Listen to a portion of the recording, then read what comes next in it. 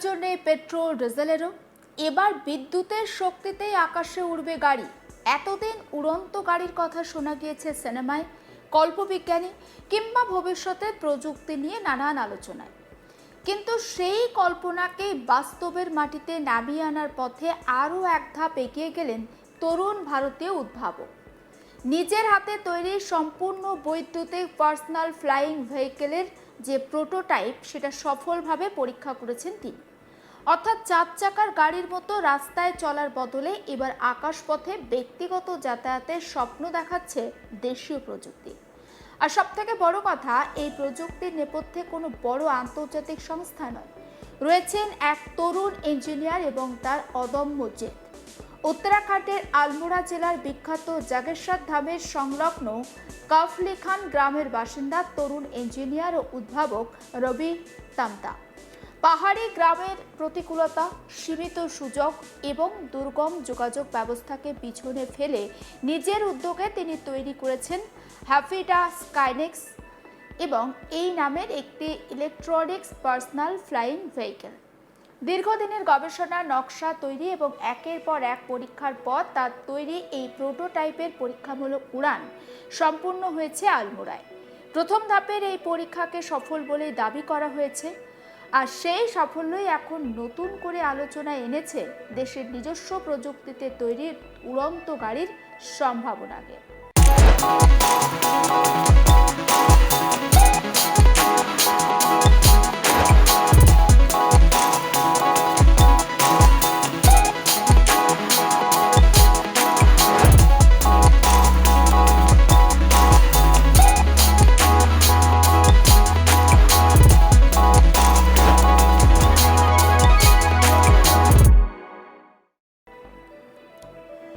রাস্তার যানজট, জ্বালানির ক্রমবর্ধমান খরচ কিংবা পাহাড়ি পথে দীর্ঘ যাত্রা, প্রত্যেক দিনের পরিবহন ব্যবস্থার এই সমস্যাগুলোর সঙ্গে আমরা প্রত্যেকে কম বেশি পরিচিত। কিন্তু যদি গাড়ি রাস্তায় না চলে একেবারে সরাসরি আকাশপথে এগিয়ে যায়, যদি কয়েক ঘন্টার পাহাড়ি পথ পেরোনোর বদলে আকাশপথে অনেক দ্রুত পৌঁছে যাওয়া সম্ভব হয়, তাহলে তো বদলে যেতে পারে প্রত্যন্ত এলাকার যোগাযোগের চিত্র। আর সেই সম্ভাবনাকেই সামনে রেখে তৈরি হয়েছে এই ব্যক্তিগত উড়ন্ত যান। রবি তামতার তৈরি হ্যাফিডা স্কাইনেক্সের সব থেকে বড় বৈশিষ্ট্য, এটি সম্পূর্ণ বৈদ্যুতিক শক্তিতে চালানোর পরিকল্পনা করা হয়েছে। অর্থাৎ এর জন্য প্রচলিত পেট্রোল ডিজেল জ্বালানির প্রয়োজন নেই। ফলে জীবাশ্ম জ্বালানির ওপর নির্ভরতা কমানোর পাশাপাশি পরিবহন ব্যবস্থায় কার্বন নিঃসরণ কমানোর ব্যবস্থাও সম্ভাবনা রয়েছে। আজ যখন পেট্রোলের সঙ্গে ইথানল মেশানো থেকে শুরু করে বৈদ্যুতিক গাড়ি, হাইড্রোজেন কিংবা অন্যান্য বিকল্প জ্বালানি নিয়ে গোটা বিশ্বে আলোচনা চলছে, তখন আকাশপথের ব্যক্তিগত যানকে বৈদ্যুতিক শক্তিতে চালানোর এই উদ্যোগ নিঃসন্দেহে নজর কেড়েছে। তবে এই প্রযুক্তির গুরুত্ব শুধুমাত্র পরিবেশ বান্ধব পরিবহনের মধ্যে সীমাবদ্ধ নয়, বরং পাহাড়ি এলাকার যে বাস্তব সমস্যা তার সঙ্গে সম্ভাব্য ব্যবহার এটা অনেক বেশি ঘনিষ্ঠ হবে। পাহাড়ে এক জায়গা থেকে অন্য জায়গায় যেতে অনেকটা সময় দীর্ঘ রাস্তা ঘুরে যেতে হয়।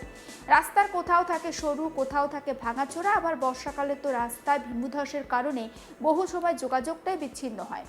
একটি ছোট্ট দূরত্ব কখনো কখনো কয়েক ঘন্টার যাত্রায় পরিণত হয়। আর ঠিক এই পরিস্থিতিতে আকাশপথে দ্রুত যাতায়াতের কোনো নিরাপদ আর কার্যকর ব্যবস্থা তৈরি করা গেলে প্রত্যন্ত অঞ্চলের মানুষের জীবনযাত্রায় বড় পরিবর্তন আসতে পারে। ধরা যাক, কোনো প্রত্যন্ত গ্রামে হঠাৎ করে কেউ গুরুতর অসুস্থ হয়ে পড়েছেন। নিকটতম হাসপাতাল সেখান থেকে অনেকটা দূরে, কিন্তু মাঝপথে রাস্তা বন্ধ, অ্যাম্বুলেন্স পৌঁছাতে পারছে না। এমন পরিস্থিতিতে দ্রুত আকাশপথে চিকিৎসা পরিষেবা পৌঁছে দেওয়া গেলে জীবন বাঁচানোর সম্ভাবনা অনেকটা বাড়তে পারে। তাই শুধু চিকিৎসা পরিষেবা নয়, দুর্গম এলাকায় জরুরি ত্রাণ পৌঁছে দেওয়া, উদ্ধার কাজে সহায়তা করা কিংবা গুরুত্বপূর্ণ সামগ্রী দ্রুত এক জায়গা থেকে অন্য জায়গায় পৌঁছে দেওয়ার ক্ষেত্রেও ভবিষ্যতে এই ধরনের প্রযুক্তি কাজে লাগতে পারে। পাহাড়ি রাজ্যগুলো প্রাকৃতিক দুর্যোগ এখানকার নতুন কোনো ঘটনা নয়। বর্ষায় প্রবল বৃষ্টি হয়, ভূমিধস কিংবা হঠাৎ করে রাস্তা ধসে যাওয়ার কারণে বহু এলাকা বিচ্ছিন্ন হয়। সেই সময় প্রচলিত সড়ক যোগাযোগ ব্যবস্থা সচল হয়ে গেলে বিকল্প যোগাযোগের প্রয়োজন হয়।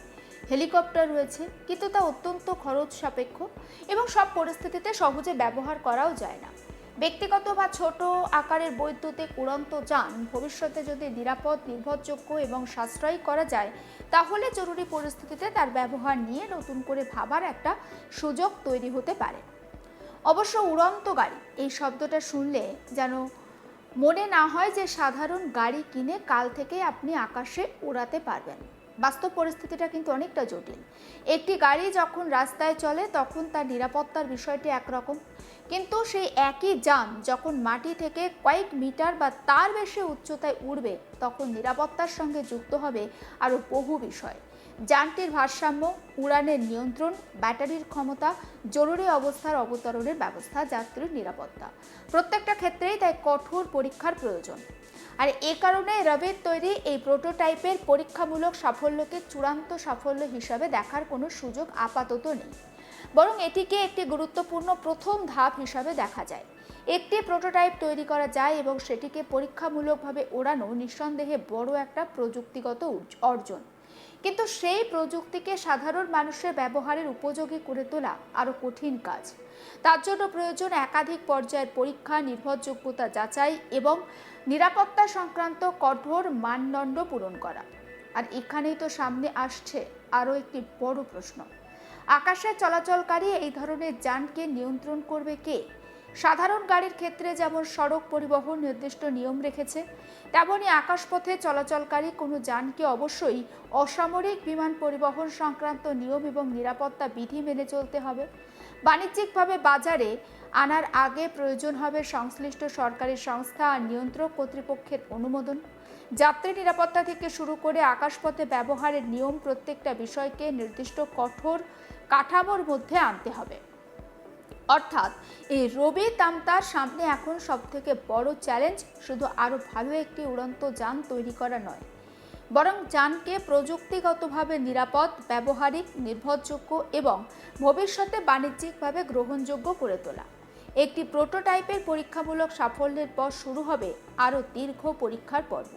প্রতিটি পরীক্ষায় নতুন সমস্যা সামনে আসতে পারে, আবার সেই সমস্যার সমাধান করতে গিয়ে তৈরি হতে পারে নতুন প্রযুক্তি। তবে উদ্ভাবনের ইতিহাসে প্রতিটি বড় পরিবর্তনের শুরুতেও এমন ছোট ছোট পরীক্ষার হাত ধরেই হয়। কোনো প্রযুক্তি প্রথম দিনে নিখুঁত হয় না। বারবার ব্যর্থতা, সংশোধন আর পরীক্ষার মধ্যে দিয়ে একটি ধারণা ধীরে ধীরে বাস্তব প্রযুক্তিতে পরিণত হয়।